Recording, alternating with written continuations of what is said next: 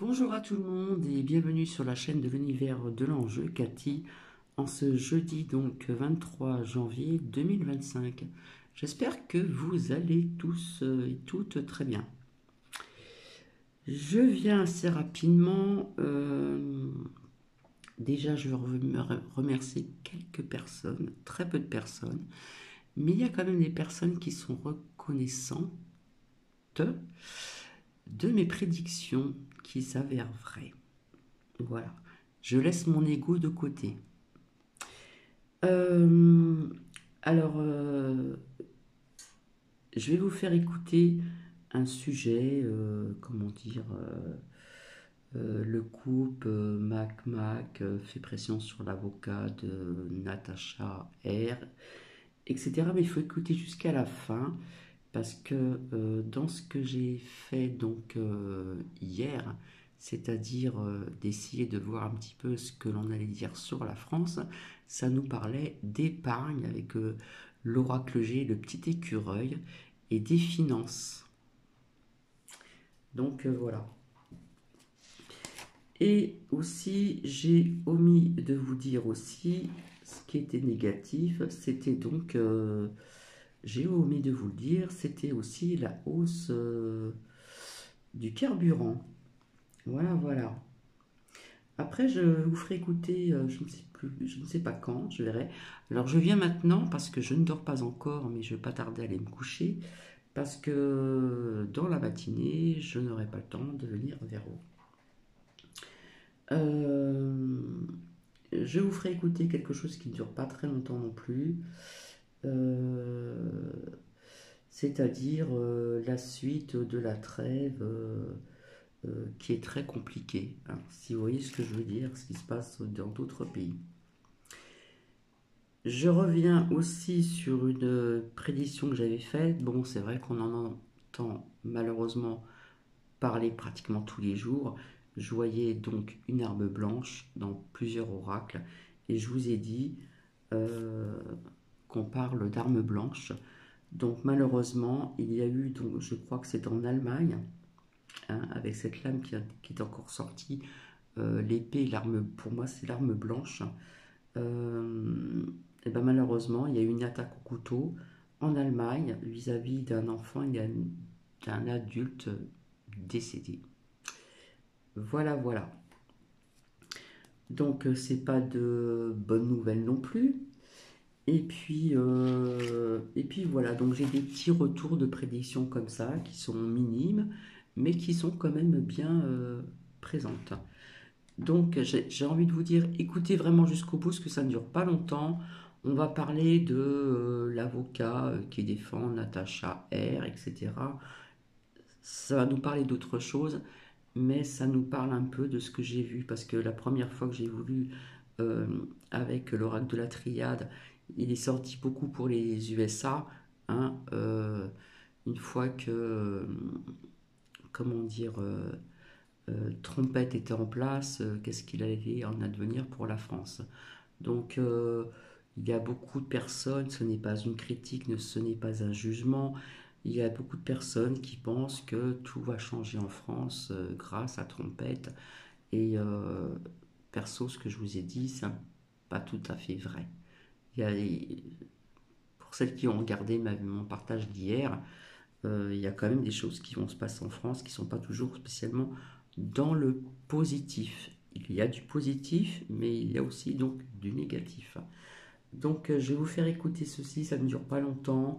Écoutez bien jusqu'au bout. Et puis après, ce que vous allez entendre au début, j'ai envie de vous dire, on en prend, on en laisse, comme je le dis tout le temps, hein. Et puis, euh, et puis, ce qui m'intéressait, c'est, j'ai découvert ça tout à l'heure, c'est justement ce qui est sorti dans mes lames, donc hier, hein, donc mercredi. Je vous disais que ça parlait beaucoup des finances, taxes, machin, etc. Et l'épargne, avec le petit écureuil de l'oracle G. Donc je vous souhaite une bonne écoute. Je ne vous ai peut-être pas dit le dicton donc du jour. L'ange gardien de la femme aimée, c'est la conscience de l'homme qui aime. Ceci est de Victor Hugo. Voilà. Et puis avant, je vous ai partagé aussi les prières aux anges. Donc je vous souhaite une bonne écoute. Ce n'est pas très long, mais écoutez bien jusqu'au bout s'il vous plaît. Et merci. Du couple Macron, d'après ses dires, il lui aurait retiré son enfant de 3 ans pour faire pression sur lui parce qu'il défend Natacha Ray. On va écouter une courte vidéo car c'est lui qui en parle le mieux.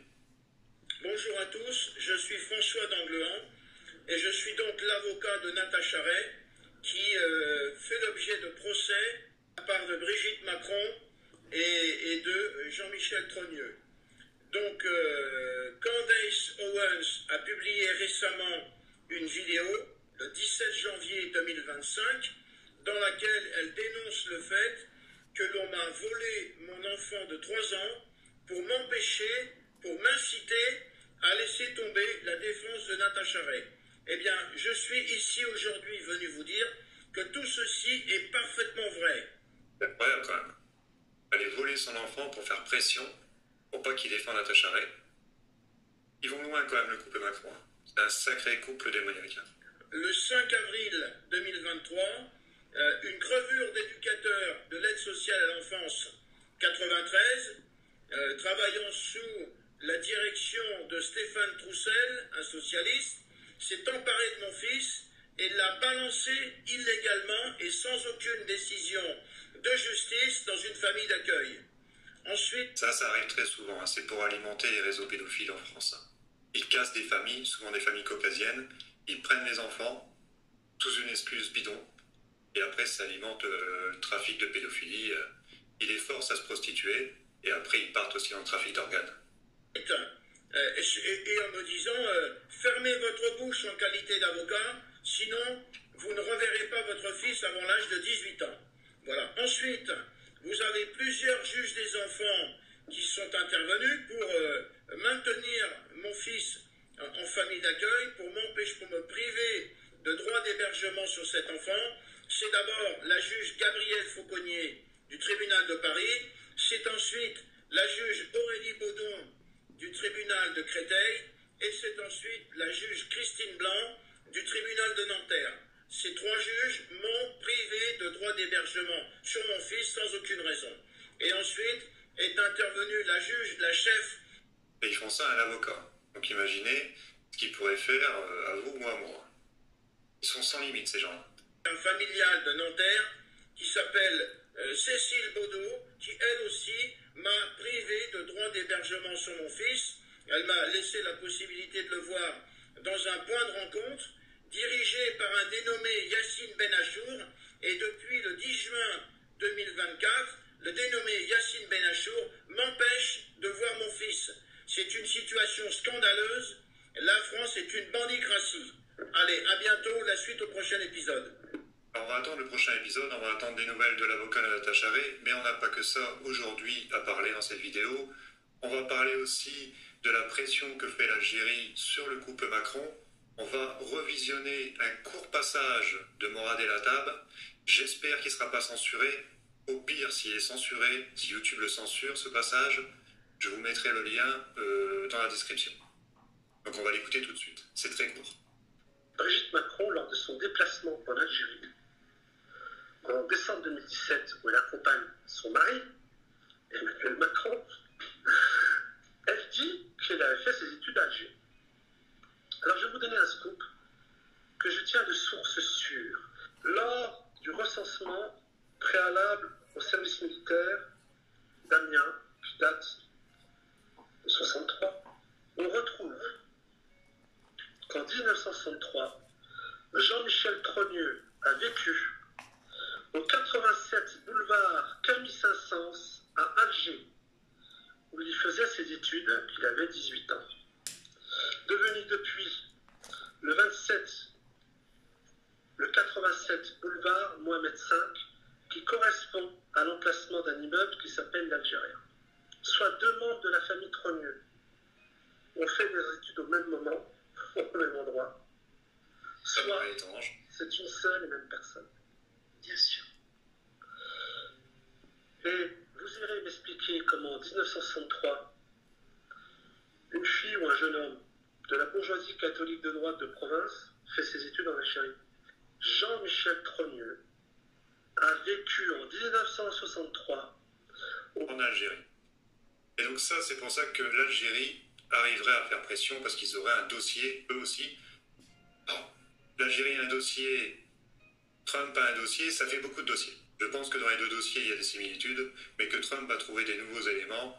Donc Candace Owens, parce que moi avant je disais Candice Owens, je préférais dire Candace, ça fait bizarre. Mais bon, Candace Owens doit avoir des nouveaux éléments, c'est pour ça qu'elle veut publier le 30 janvier. J'espère qu'elle va le faire, il faut que le dossier sur l'affaire Brigitte avance, et si ce dossier peut virer Emmanuel Macron du pouvoir, ça sera toujours ça de prix.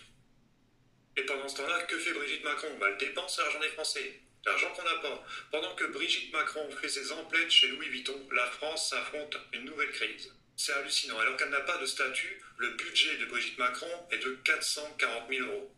440 000 euros, pratiquement le salaire qu'aurait dû toucher Trump. Et vous allez voir, lui, il refuse son salaire parce qu'il est milliardaire.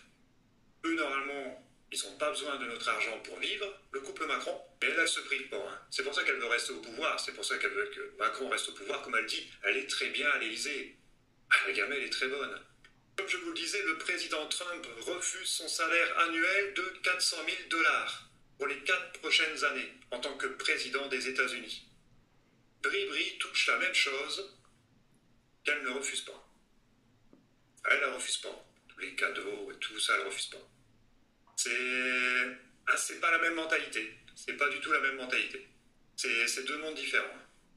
On continue avec le nouveau gouvernement Bayrou qui va devoir faire passer le nouveau budget et ils cherchent de l'argent. Bien sûr, ils vont pas le prendre dans leur poche. Ils vont pas faire baisser leur salaire. Ils cherchent bien sûr dans nos poches à nous. Et là, ce qui est énorme, il y avait déjà les gens au RSA qui vont devoir travailler 15 heures par semaine gratuitement. Mais là, ils vont plus loin. La ministre du Travail, Catherine Vautrin, propose de faire travailler les Français 7 heures par an sans être rémunérés. Soit 10 minutes par semaine, selon le Parisien. Mais ça commence toujours comme ça. Cette mesure permettrait de générer 2 milliards d'euros pour financer la sécurité sociale. Mais pourquoi ils ne baissent pas leur train de vie? Il y a plein de hauts fonctionnaires qui ne servent à rien à l'Élysée. Il faut les virer. Il faut baisser les retraites chapeau des anciens ministres, députés, d'anciens présidents. Il faut leur retirer leurs chauffeurs. Tout ça ferait des économies, mais non, non.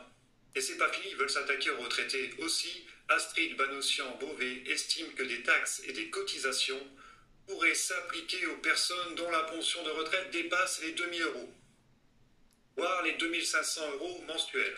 C'est incroyable, ils font les fonds de tiroir alors que, comme le dit le tweet, avec 75,3 millions d'assurés sociaux pris en charge par la Sécu pour 68 millions d'habitants. Donc on est 68 millions en France, mais il y a 75 millions d'assurés. Cherchez l'erreur. Là, on pourra en faire des économies. Moi, je propose plutôt de sortir du système les millions de gens qui n'ont rien à y faire. Prendre l'argent dans la poche des fraudeurs plutôt que dans celle des retraités. Normalement, les retraités, toute leur vie, ils ont payé des taxes. Ils ont payé des impôts. Normalement, leur retraite, c'est un dû. C'est un peu comme le chômage. Normalement, vous ne pouvez pas toucher plus de chômage que vous avez cotisé. Ça s'arrête très vite. Si vous avez travaillé pendant 10 ans, vous tombez au chômage, vous avez autant d'années de chômage. Si vous avez travaillé que 10 mois, vous avez 2-3 mois de chômage, et après vous êtes au RSA. La retraite, c'est pareil. Toucher à la retraite alors que c'est un dû, c'est dégueulasse. Mais pourquoi vous et moi on doit payer? Parce qu'ils ont merdé, comme à chaque fois, mais c'est à nous à payer. Bercy s'est trompé de 11,3 milliards sur la TVA. 11,3 milliards. Ça, c'est Bruno Le Maire. Un écart de 5,5% qui représente le quart du dérapage total des recettes fiscales. Et les comptes ne sont même pas finalisés. Donc on pourrait trouver encore d'autres cadavres dans le placard. Ce n'est d'ailleurs pas un cas isolé, l'Allemagne et le Royaume-Uni ont aussi surestimé leurs recettes, mais dans des proportions moindres, 4% et 2,5%. Nous, 5,5%, on a surestimé nos recettes. C'est normal, tout s'effondre, toutes les entreprises ferment, la plupart des gens perdent leur travail, ils touchent le chômage ou le RSA, donc ils consomment moins. Donc bien sûr, il y a beaucoup moins de recettes, surtout par rapport à la TVA. Mais comment ils vont renflouer les 11 milliards et peut-être d'autres milliards qu'on ne nous a pas encore dit? Ben c'est simple, ils vont voler notre épargne. Le gouverneur de la Banque de France. Vous avez entendu? Ils vont voler votre épargne. Et rappelez-vous, dans l'oracle de l'œil de lotus est sortie la pie qui vole tout ce qui brille. La pie, c'est eux. Voilà. Appelle à mobiliser l'épargne des Français pour investir dans la transition climatique et numérique. Toujours une bonne excuse pour voler l'argent des gens. Maintenant, on appelle ça l'Union pour l'épargne et l'investissement. Un peu de marketing et hop, on mobilise votre épargne. C'est pas on mobilise, on vole votre épargne. Il est où ce type quand il répond aux questions? Il est à Davos. Comme par hasard. Il est à Davos. Donc il a pris ses ordres et il vous dit ce qui va arriver. Ils vont voler tout l'épargne des gens.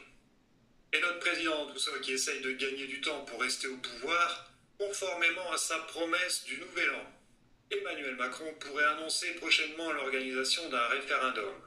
Selon le Figaro, le président souhaite annoncer ses projets avant le printemps pour ne pas être accusé de faire des promesses en l'air.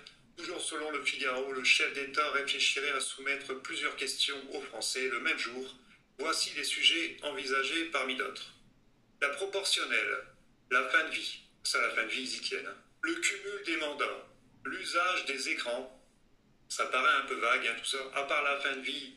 S'il fait un référendum, j'en suis sûr que ça sera dedans. La proportionnelle, j'ai un doute. Le cumul des mandats, je pense que c'est déjà réglé normalement par la loi.